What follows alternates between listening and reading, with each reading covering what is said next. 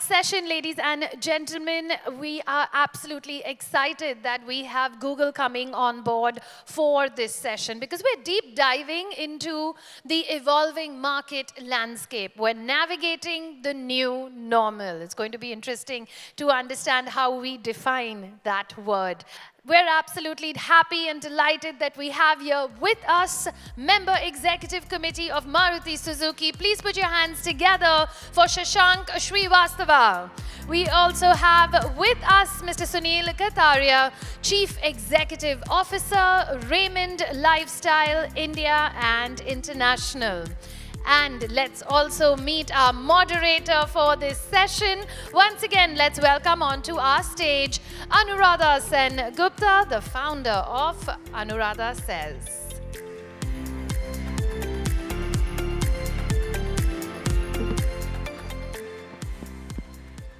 We are now going to speak to people on the other side of the coin, in quotes, the client, the advertiser, and it's great that a guy who leads the ISA and somebody on the executive board of the ISA are here. So let's get started. We don't need a preamble. We just need to figure out how to optimize this relationship that you guys have with the people you heard in the previous session. What is new, what you expect, and where does one find the helping, the aids to this. So Sunil, Shashank, both of you, turn by turn, can start identifying what you see as the key challenges to a marketer today. And you represent two completely different sectors, so that'll be interesting. Yeah, okay. So obviously, I think the last 5 to 10 years, I think all the marketing lessons that we have learned, our generations have learned over the years of growing up have all been thrown out of the window. If I see 4 challenges which really perplex you on a daily basis now, the first and foremost one is every single piece of the business today is fragmented. So whether, I've never experienced a thing like, for example, the 3 large cohorts which today every company faces is, on one hand is Gen Z, and then a large part of consumer base is still Gen X, So you keep thinking, okay, these are 2 extremes right now, generations playing out. और फिर Gen Alpha भी आ गया है ना? हाँ, तो वो तो अभी हमने सोचना नहीं शुरू किया, to be very honest. We have not started thinking that. So then this is one fragmentation. The other big fragmentation we obviously see is that all consumer journeys that we grow, which are so linear, right? They're all gone out of the window. So the consumers just can, learn about a product at one channel, at one platform, buy it for something else. So it's all become a very topsy-turvy kind of a consumer journey that's fragmented. Obviously, media has become fragmented. As a result of this, I can tell you, our selling channels have become fragmented. I mean, today I can sell through D2C, I sell through my multi-brand outlets, I sell through my own channel, I have to sell through e-commerce. I can't ignore any of the channels. And as a result of this, my supply chain gets disrupted. So this crazy fragmentation is one of the biggest complexity which faces us, in the system. Then obviously, as a result of this, I think one question which is pretty relevant to discuss is, measuring ROI of advertising bucks was difficult even earlier, right? Now it's become even more humongous. Okay, which part of the money that you're putting is really going to work, and which piece does it work? The measurements are tough. There is no integrated measurement still across screens. So that becomes even more tougher. The money is getting fragmented, then the measuring is becoming tougher. Content effectiveness, so I think these 2 big things are playing out. So it's interesting, it's not just the marketing and the consumer, but because of this fluid flux-like situation and the fragmentation for the consumers, you're actually reworking your entire business processes, right? Yeah. Wow. Shashank?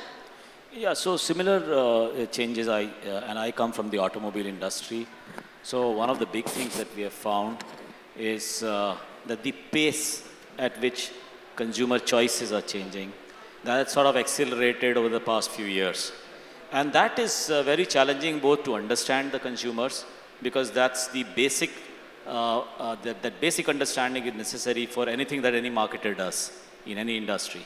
So for me, the changing technology, and it's not just about changing technology in terms of media consumption, but also in terms of the product itself. And the rate at which this fragmentation, which Sunil mentioned, that are 2 biggest challenges, because without that, the understanding, without this understanding of consumers, it's difficult to plan any marketing activity. I'll give you an example. Earlier, when we introduced the Maruti 800 long time back, it was there for almost 25 years. And it was the best-selling car for about 22 of those 25 My years. first car. Yeah, your first car. Uh, you're not so old. So, but now as the market grew, you see fragmentation. So you have now MPVs, SUVs, you have entry sedans, you have mid sedans. You have this fragmentation. It's coming from consumers being different, consumer behavior being different, and that happens in any growing economy like ours. So that is one very important thing. And if you see now, earlier if you see only gasoline engines, but today you talk of EVs, you talk of hybrids, you talk of gasoline, you talk of CNG, you talk of biogas, you talk of hydrogen cells. The powertrains themselves are also changing. So I think basically consumer and change and the technology change in all fields is now so heavy that we need to be right on our toes to catch up with these consumer behavior. He also talked about the process of buying. In our industry, we have identified 26 touch points from the time when a consumer thinks of buying a car to the actual delivery. And you need to, of those 26, Maruti Suzuki has digitized 24 of them. The ones which are not digitized are the test drive and the delivery, which of course has to happen, in real world. But test drives are now happening in virtual world also. So the process itself has changed, and that means the whole ecosystem of selling also has to change, and hence also of how you approach the consumers. So these are some of the big challenges I find which are there for the industry. So Sunil, what are you doing in your sector specifically to address some of these challenges? Are there, the learning is happening real time and there's a lot of trial and error, I'm guessing. But in these past 3-4 years since COVID and our experience of it, which has galvanized all of this, what are some of the learnings that you think that you're beginning to use and incorporate?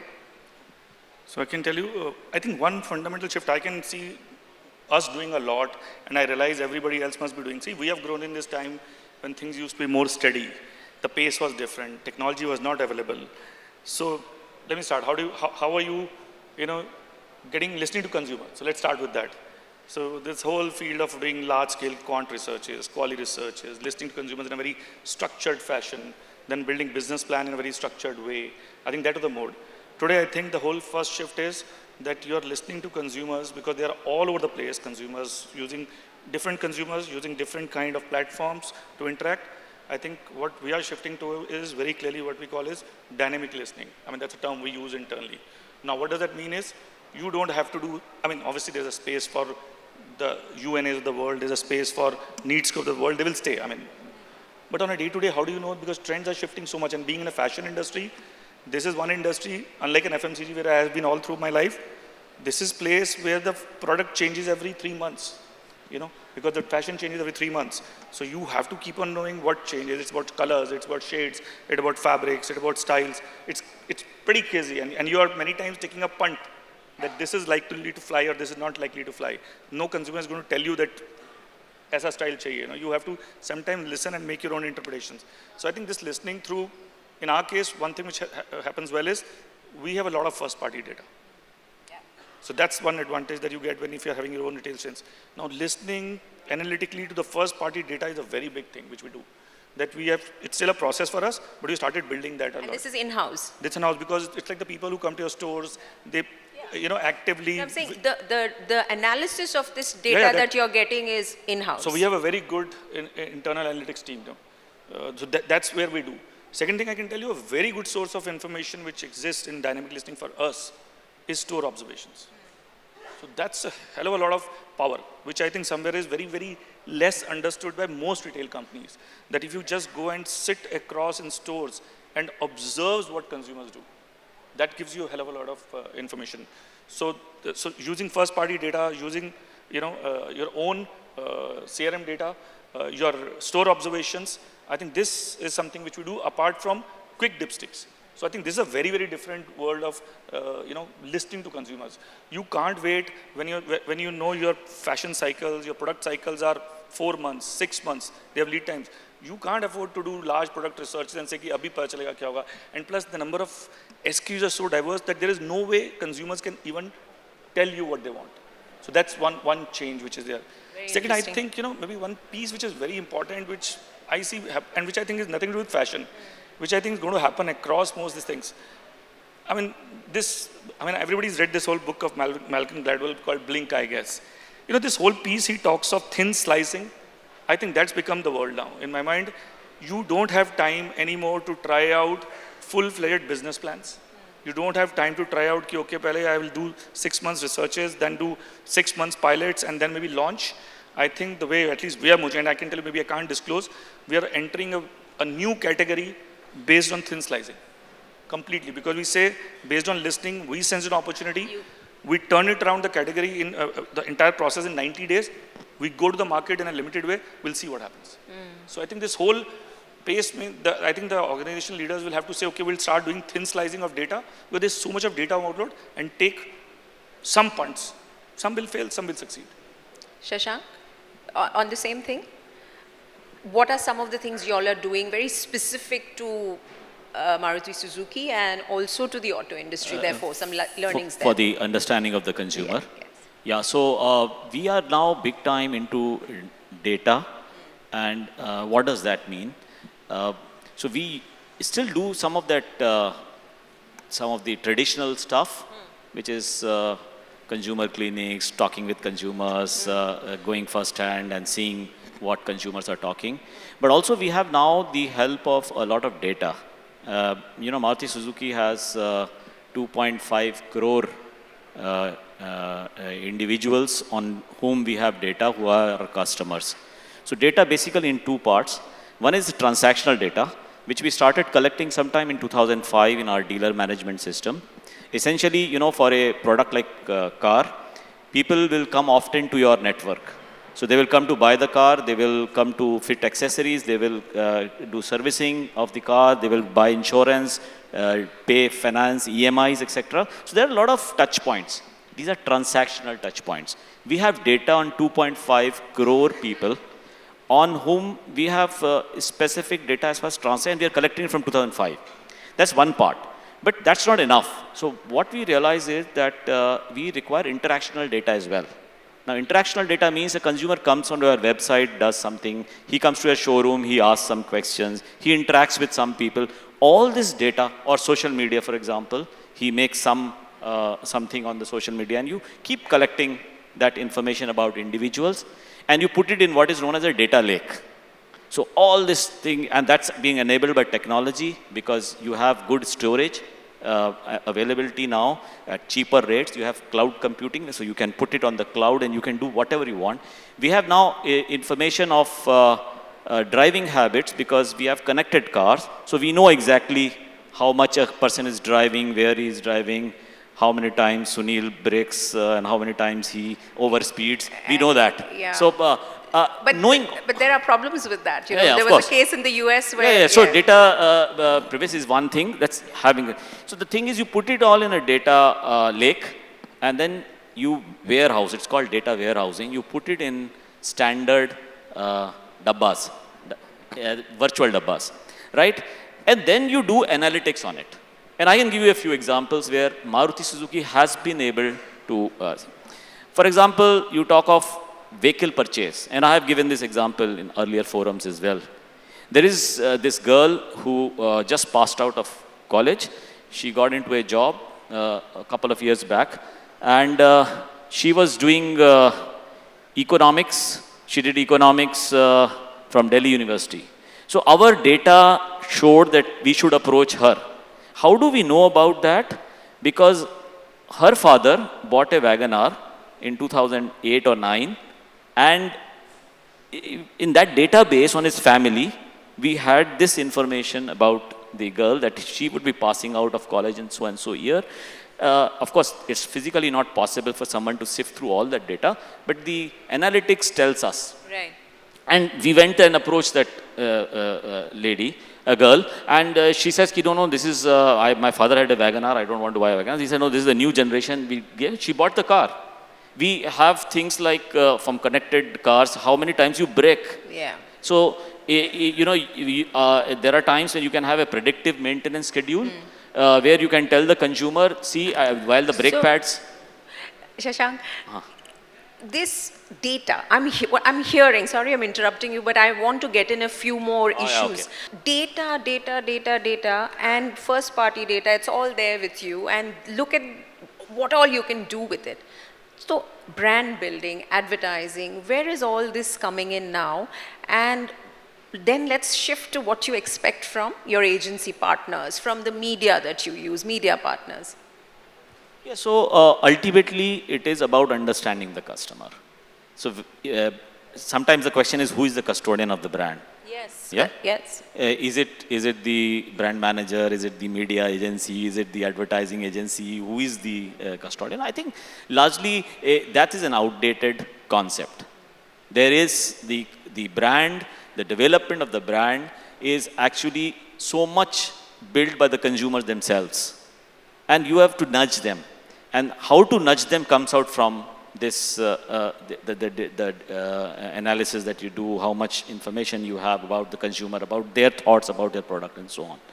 The expectation from media agency, for example, or the advertising agency, we would expect them to be partnering with us in understanding the consumer and being part of that strategy building. It is not just a transaction that, oh, this is a campaign produced by this ad agency, give it to the media agency, please see how to get the maximum exposure with some KRS. That is also now an old concept. The new concept is that all these people integrate together and they make a plan, and in that sense, they are also partners in strategy and understanding. And mind you, for our product category, I suppose it's true for most product category, consumer and technology is changing so fast that nobody has enough information or complete information of consumers. So I can't say as an OEM, I am the brand custodian and therefore what I do, you must do. That input has to come from everywhere, including the consumer themselves. Expectations from your agency partners and then media partners. Okay, so I think, the job of agency is becoming more and more tougher, just like the job of marketeers. There's no debate. And I think it's time for agencies also to have a rethink, and I'm sure all the agency veterans sitting here, they must be doing it enough, to say that how do they play a role, what role and what value they bring on the table in a fragmented industry today. So just give me an example from a client side, and maybe I'll like to put a few issues on the table here is, there is a very clear specialization of skills from the old world when the agency could be one-stop shop, doing primarily mass media through TV, print, and outdoors. I mean, these are three large mediums. Now, the 40% of the largest spends of India, AdX, or as Sam now says, it's add-in, right, is 40% is digital. It's a completely different skill than the skill of, understanding the conventional media. Now, what we are seeing is, and I can tell you day to day, this one debate keeps on happening is that there are obviously digital is such a unique skill, it's such an evolving skill, it keeps changing so fast. There are many these small specialist agencies, stroke startups, or boutique teams, whatever you call them, who really do it in a very agile manner. And agility is a very, very important piece on the table right now. If anything else beats right now is agility on the table. Now the question then comes to our mind is, okay, what would the role of a large agency would be? One is we see them acquiring a lot of these digital shops, But is it really acquiring a digital agency into an agency takes care of the cultural issues of agility which you expect from a digital team? I've seen that not really meshing in very well. And many times you have to take a call, okay, that should we actually split the digital agency and the mainline agency?